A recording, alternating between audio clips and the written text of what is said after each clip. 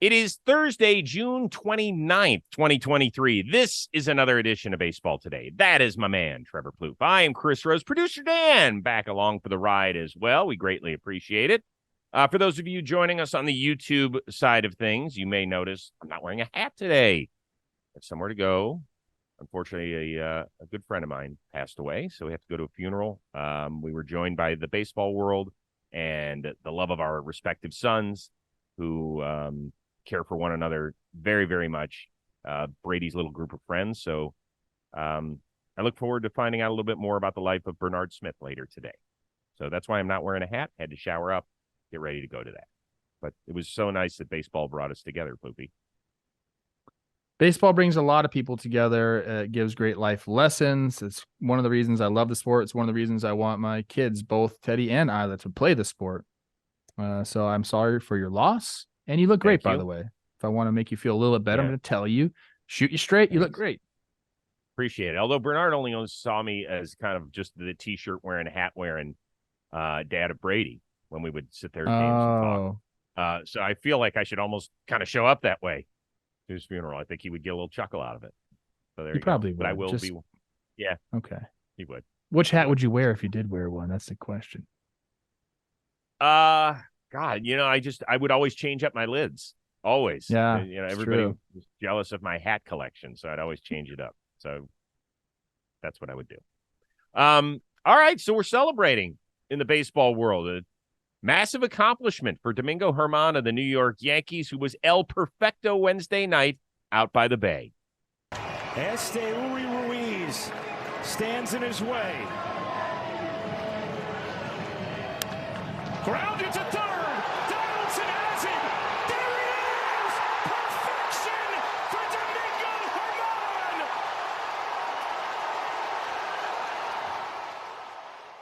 Great job by both Ryan Ruocco on the Yes Network and our own Justin Shackle calling it last night on the radio side. I'm so happy for him. Can't wait to talk to him about that experience. So, fourth perfect game in Yankee history, 24th in baseball history, first one since King Felix 11 years ago. What were your emotions? It's incredible to see. It's obviously a very rare feat, and the way he was throwing the ball up there is putting a wrinkle in everything, staying out of the middle of the zone, a lot of soft contact. It was just an impressive outing. 99 total pitches, 9 Ks, a lot of curveballs, 51 curveballs for 52%. 12 swings and misses on that pitch. It was working. Like I said, he was staying out of the middle of the zone, presenting the pitches as strikes and getting a lot of swings and misses. This is how I feel about it. I'm happy for Dan, who's, smiling. He had a great night last night. A lot of good tweets by Dan. What I think is really funny about this is we have the night before they lose to the A's, and we got basically like a funeral for the Yankees all across my social platforms, Joe's McFly included. Dan's pretty much, he's always upbeat about it. So they have this moment. Everyone's, having a great time. How much hinges on today, them playing the A's again? If they lose the series, does this just become like in their rear view? We don't even talk about it anymore. If they win the series, we're like, hey, Domingo German stepped up when we needed him the most and got us going. Baseball's funny like that. It happens every single day. So I'm very curious to see what happens today in the game, and I want to see what Yankees fandom is like after it, if they lose or if they win. I'm very curious about that. There is no singular greater accomplishment in team sports. Nothing compares to it. Like a 6-touchdown game in the NFL is amazing. Quick, name me one guy who did it. Adrian Peterson. In the NBA. Huh? Adrian Peterson? I don't think so. I have no idea. Yeah, I don't think so. I thought you were going to tell me who did it. That's my point. Right. There's we know all about Wilt's 100-point game, and that kind of lives on its own, mythical mountain, right?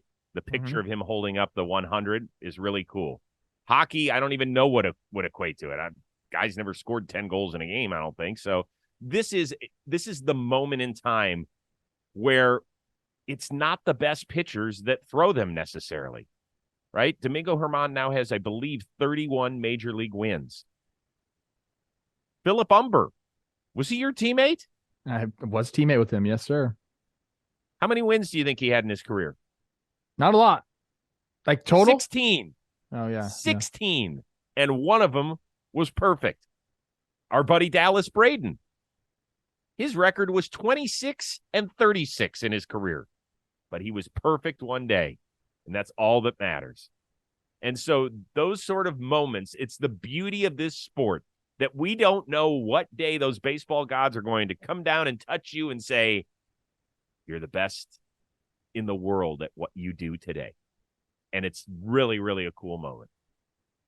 And usually there's some help defensively. I think, obviously everyone did their job.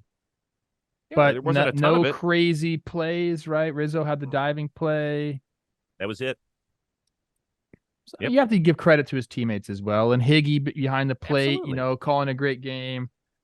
Josh Donaldson was busy over there, but routine plays, like just soft contact, did a good job. Okay. We deal with some real life stuff on this show, and we have to talk about this side of it.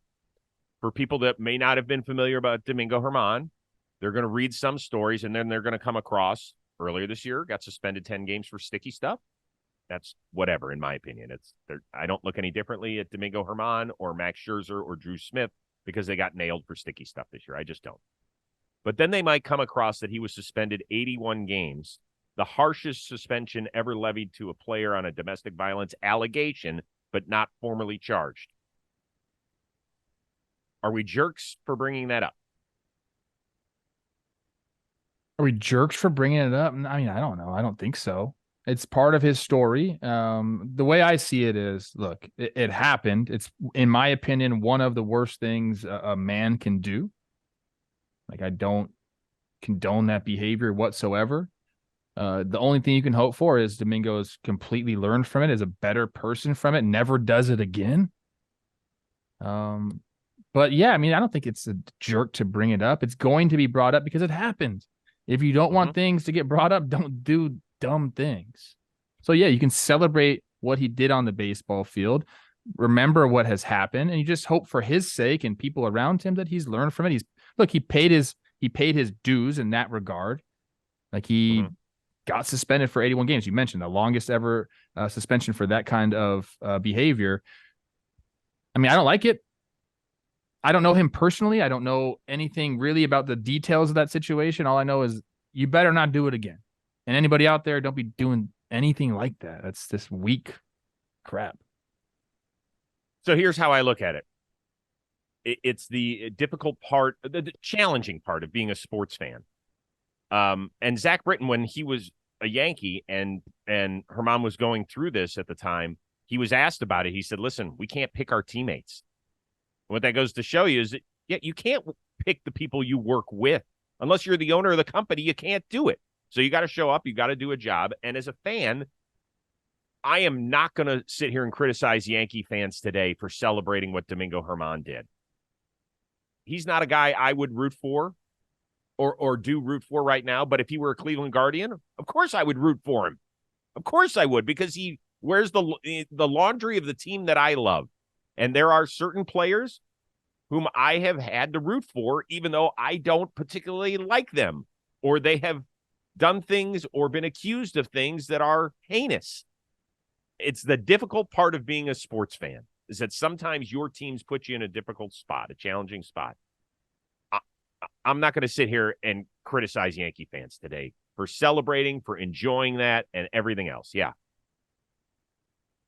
Maybe a topic for a different day, but I think we probably should start adding Andres Galarraga to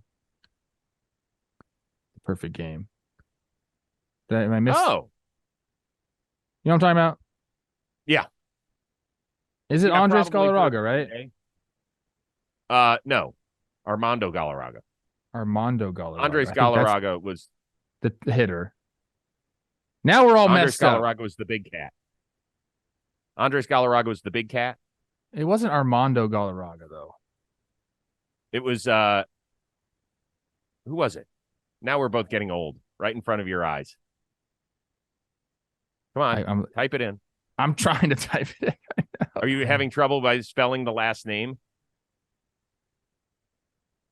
Jim Joyce. It is Armando Yes. Galarraga. Nice job. That's what I thought it was. All right. Okay. Yeah, you had me second I guessing feel like he myself. needs to be like included in the group, bro. Like he Yeah. threw a perfect game. I One know. guy just missed it. I know.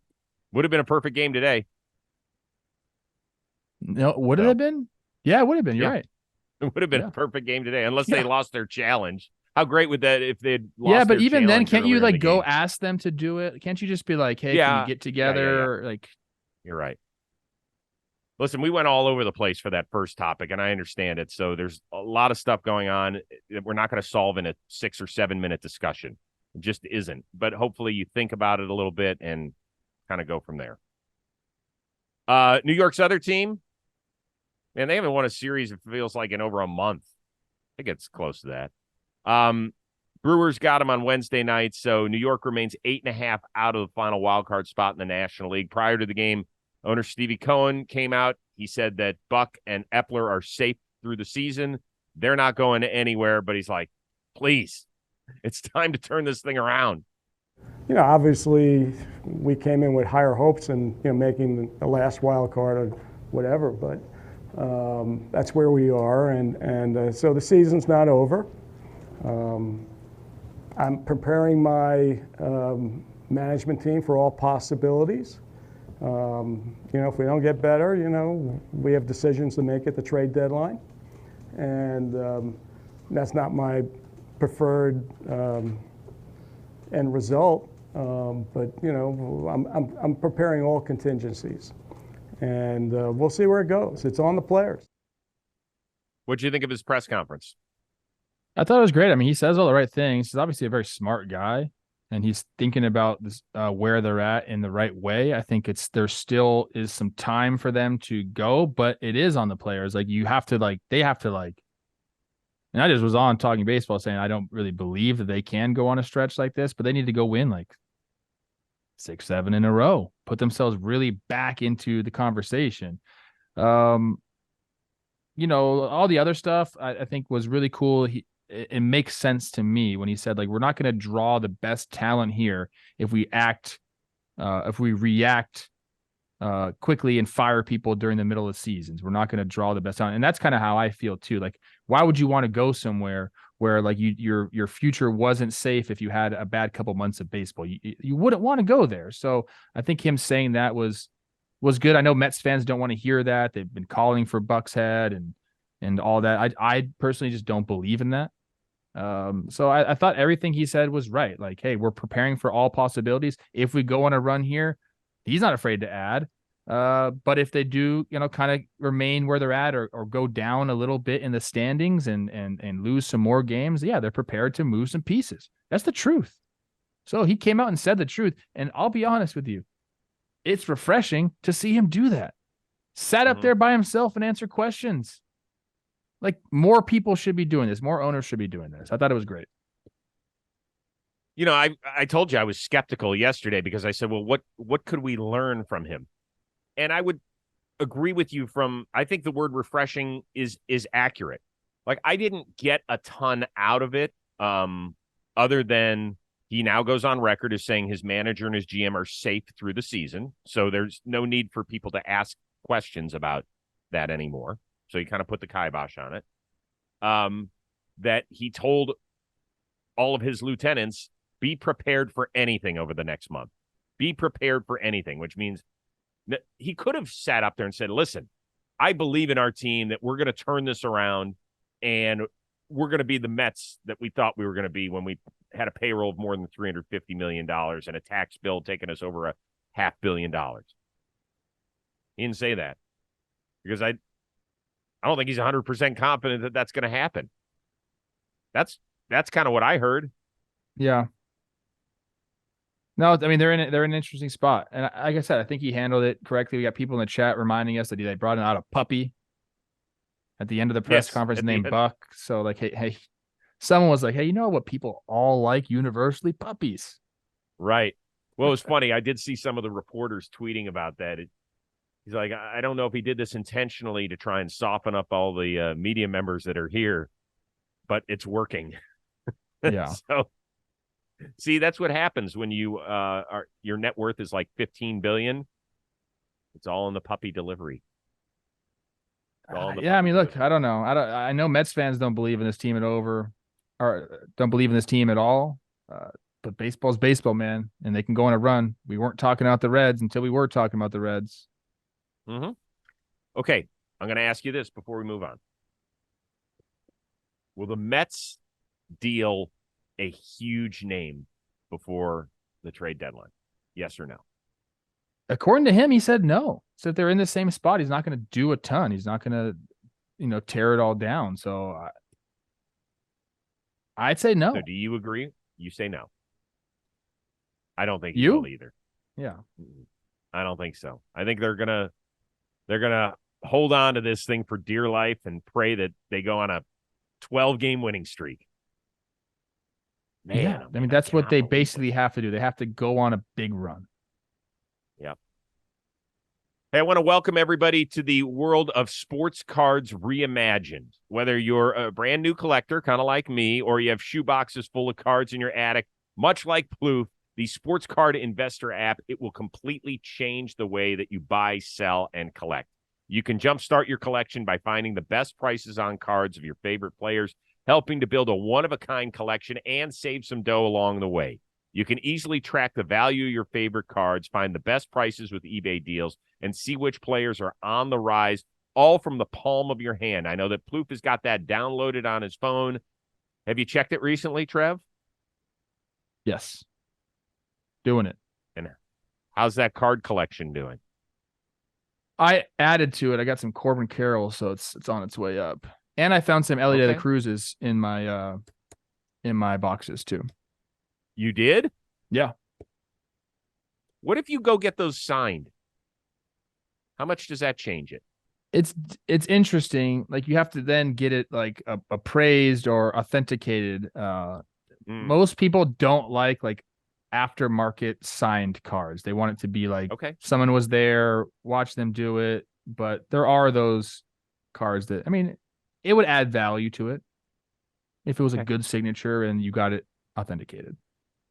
The point is, if you download this app with the up-to-date sales data, there's over 2 million cards. You're always going to know exactly what your collection is worth and when to buy or sell. It's available for free in Google Play and the App Store.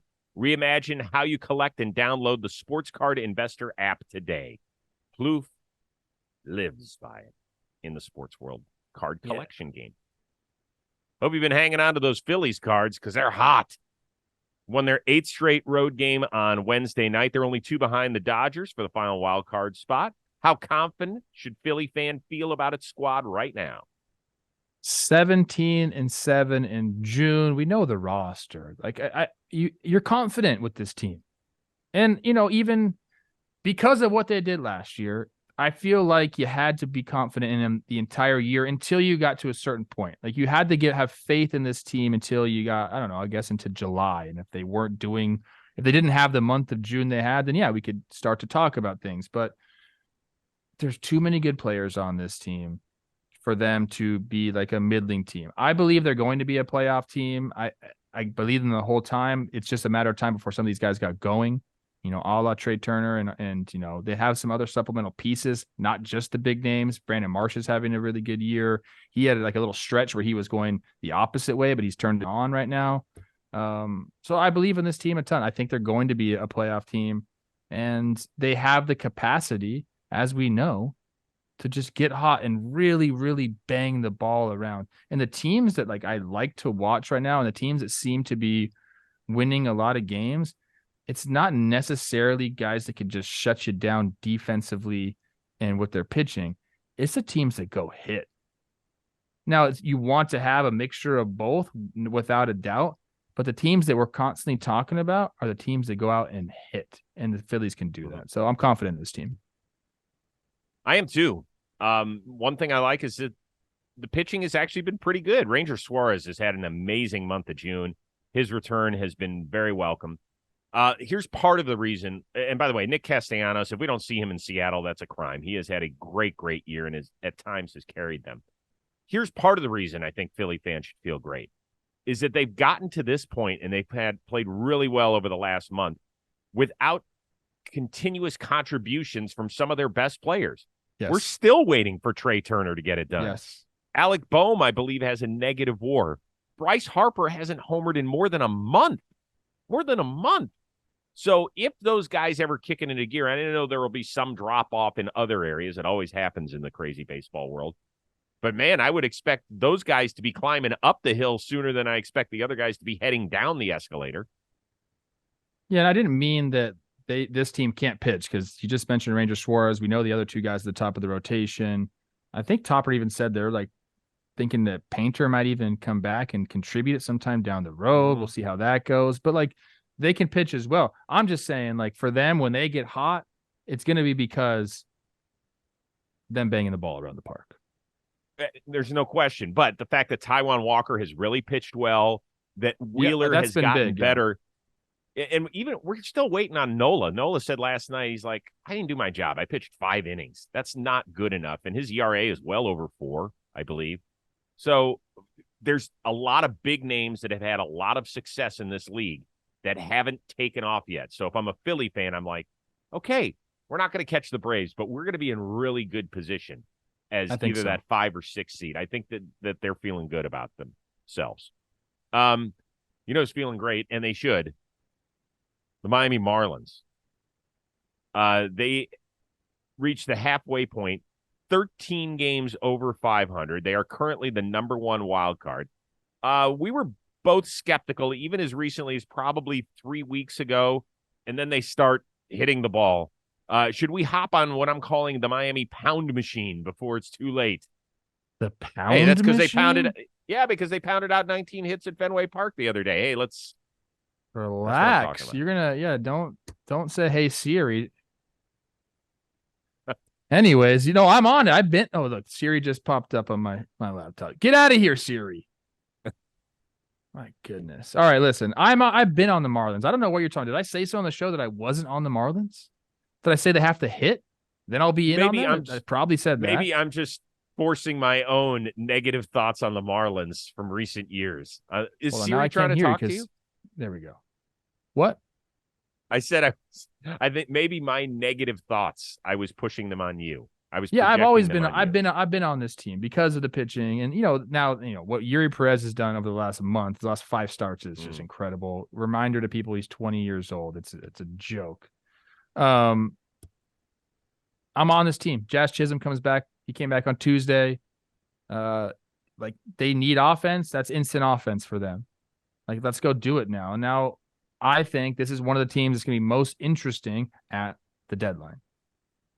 They got pitching in spades, man. Young, controllable pitching. Do they pull the trigger? They already did it once with Lopez and brought Arise in. Could they do it again? Bring in somebody that can slug a little bit?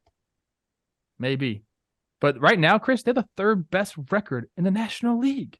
That's like, crazy. This isn't some like, oh man, like they went on a nice little run and they're just kind of there. No, the 3rd best record in the National League, dude. They're 6th in WHIP with their starting pitching. That's like their calling card. They're still 24th in runs scored. So, like, that still needs to tick up. With Jazz Chisholm back in the lineup, I think it will. And then if they add some sort of bat, like we always kind of say about the Marlins, this is a team that nobody will want to play in a playoff game, playoff series. So their top 4 are really interesting in the lineup. Now that Jazz Chisholm is back, he's hitting in the cleanup role, or at least he was yesterday. That gives them Arise, Soler, De La Cruz, who's been really solid, and Jazz. So if Cooper and Wendell, who've been really hot over the last week. Yeah. Yep. So if those guys can continue to contribute, then I like enough. I like this team enough. So it's been really interesting, really good. And Kim Ang has done a nice job, right? I mean, whiffed on Avisail Garcia, who they thought was going to be that next power bat, and he's been absolutely horrible and banged up and everything else. But, man, the starting pitching, yes, Sandy seems to have gotten it together. We know what Yuri's all about. Braxton Garrett's a guy I want to give a little shout-out to. Yeah. He's really done a nice job and keeps them in an awful lot of ball games. And, by the way, something else to keep your eyes on, they have done a remarkable job limiting Yuri Perez's innings. I think he's thrown 47 innings in 9 starts, just over 5 innings a start. Is that possible? They've done a great job doing that. I'm looking at their runs against right now. Sorry, I'm off right now. Since June 14th, so we'll give them 2 weeks. 2 weeks. They've allowed more than 4 runs twice. Like, that's how you win ball games. It is. We know that Luis Ariz is going to be in Seattle for the Midsummer Classic. How many Marlins teammates will join him? We will find out in the very near future. But guess what? We're going to be in Seattle. 3rd straight year, John Boy Media is throwing the bash of all bashes on All-Star Tuesday. We want you to join us. I will tell you 2 things. 1, if you plan on hitting the Pacific Northwest for the All-Star Game festivities, do whatever you can to be at the Home Run Derby on Monday. That is a great event. Best one of the 4 major sports, in my opinion. Go to it. Spend some dough. Get some decent seats in the outfield if you can. If you don't go to the game, that's not a big deal because we are having our own watch party. It's Tuesday, July 11th at Optimism Brewing Company up there in Seattle. VIP tickets, sorry, those are already sold out, but there's still other ticket options available. We're going to have a live edition of Talking Baseball. Plouffe's going to be there. Jake's going to be there. Jimmy's going to be back with Claire and the baby and James and Katie. We understand that. So I'm going to be filling in so you can yell at me about all my stupid baseball opinions. We're also going to have a live rep guest with Jolly Olive. It's going to be awesome. So go get your tickets. Check out our social media channels on how to purchase them. Also, click on the link in the description. It's all there for you. So we expect to see you up there in Seattle Tuesday, July 11th at Optimism Brewing Company. We cannot wait to get up there. It is going to be a ton of fun. Before we get out of here for the day, on the YouTube side and the podcast side, Davey Martinez was back at it again. Keibert Ruiz called out at home, avoiding the tag called for going out of the baseline, which I didn't even know that was a thing at home plate when it wasn't that egregious. So here comes Davey Martinez to argue it out. And for the 3rd time, it feels like in less than a month, he had a massive explosion. We saw one down in Houston where he shows the picture of guy running inside the baseline. And then we had the one where he gets down on home plate, starts complaining about the strike zone, which was epic. Has he become can't miss TV when it comes to managerial explosions? I mean, he's just had some plays and some calls go against him that are just silly. Like this call yesterday was ridiculous. You're supposed to establish a lane, then you get 3 feet. That's wishy-washy. Does an umpire know what 3 feet really even looks like? Probably not. And then you get the throw, taking the catcher there. So, you got a baseman trying to go around him. I haven't seen this called either. Unless a runner just really just gives himself up and he's way gone. Sometimes you'll see the umpire call it. Not like this, though. So, Davey, I mean, he's had points to make, and he's making them, man. So the only other guy I can think of would be Aaron Boone. Booney gets some good ones out there. Yeah. He ramps it up a little bit. These are baseball lifers. I mean, those are the guys that really get mad at umpires. The guys that have been around the game for so long. Like Gardy was great at it, obviously. Oh, Gardy was great. Amazing. But like who doesn't? Like Terry Francona, who's been around almost as long as anybody. He almost never gets thrown out of games. By the way, shout out to Tito, who hasn't been feeling well and has missed the last couple of games in Kansas City. We're thinking of you, my man. Bochy doesn't really get pissed off. We saw him recently get mad with that Jonah Heim play at the plate, but even then, Bochy's doesn't. I don't think he wants to expend the energy to get out there. I think he's comfortable in the dugout. There aren't too many guys. Brandon Hyde, we've seen a little bit get a hot. Do you think it's guys that had like big league careers that are now managers that get hotter at umpires because like they just hold that like resentment a little bit from their playing days? Like they just like have that. Davey played a long time. Played like he did over 15 years. He got 91 homers. Sorry, I got you beat there, buddy. Higher WAR than me though. That wasn't Davey's game, man. No, it wasn't. Yeah, he played for a long time, 16 years in the show. Yeah, good for him, man. I like Davey. I've always liked Davey. So he is kind of fun to watch. But I think he would rather have us watching the Washington Nationals for some reason other than him getting nasty on the. They just took a series from our Mariners. Your Mariners. America's Mariners. Wasn't that what they were last year? Oh. Now we have the America's Reds. I guess so. Right. All right, we're back at it again on Friday. Joining us on the AMP side, we'll let you know what time. It might be 11:30 Eastern. 8:30 mañana. Yes. Pacific. Oh, Pacific. okay. 11:30 Eastern, 8:30 Pacific. Well, I love it. We're going to early up. For our one-of-a-kind producer, Dan Rourke, and the always entertaining Trevor Plouffe. I am Chris Rose. We will see you Friday on Baseball Today.